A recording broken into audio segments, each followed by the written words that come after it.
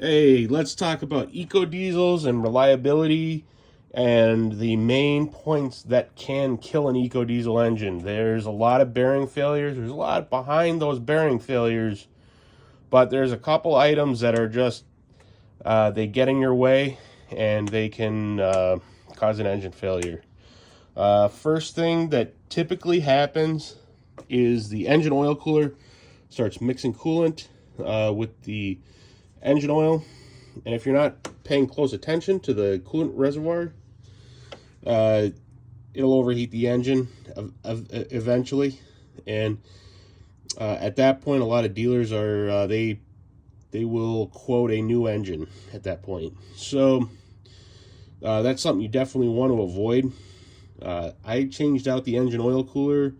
I've seen a lot of people had failures around 145, 148,000. So I just got over that 140 mark and I put a new engine oil cooler on. So that's kind of the first thing that fails. Next thing is hoses and cooling system issues.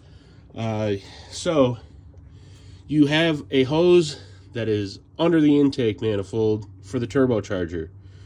Then you also have another hose that's on the back of the turbocharger, back into the cooling pipe.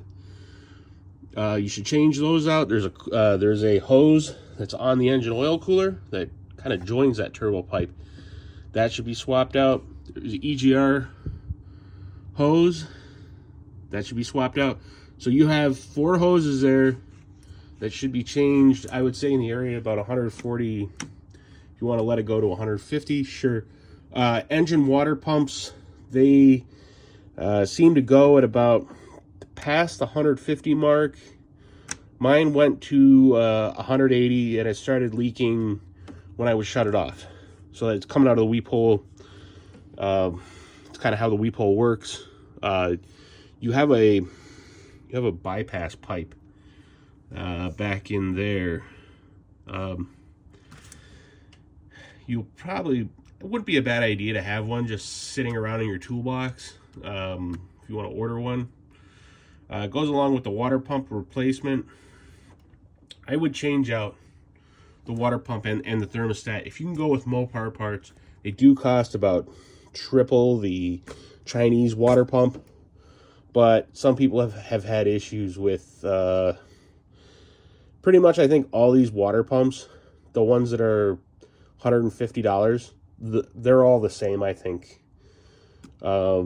And then the Mopar one is like $650. I think overall I'd probably go with the Mopar one if I did it over again, just because I don't want to run the chance of having to swap this out again. So that happens. Then the next issue that happens, this is kind of a new one. So the fuel system, we have a recall for the fuel pump, which is good. This got that done. So I did some work to the engine and I did an oil change and I cut the oil filter apart just to check. I thought, hey, precautionary, if it's had a lot of engine work done, I will get into that in another video maybe. Let's check for metal and debris, and I found something else. What that was carbon. So this is non-ferrous, non-metallic carbon. And I'll show you how it's accumulating in the lubrication system. So you might see some people on the EcoDiesel groups and forums and stuff that they have oil pan pickups that are completely choked with carbon bits. And a lot of people would say, oh, EGR, oh, you got to delete it. Well, that's not the problem. Okay. What's happening is the fuel injector, the sealing washers are leaking. And luckily, there was a dealer technician, when I posted about this, who had fixed this issue for a few customers. That here's an injector. This copper washer on the bottom here is leaking into the tube that it sits in, and about there it goes into the valve cover, and I could see carbon pretty much on all the injectors. So if you get that carbon issue, I would change out all 6 injectors. In fact, you can, I would say 140,000 miles, change out your oil cooler, your water pump, the hoses, get the Z46 done, put a new set of injectors in, replace the pipes for the injectors. They're not that expensive.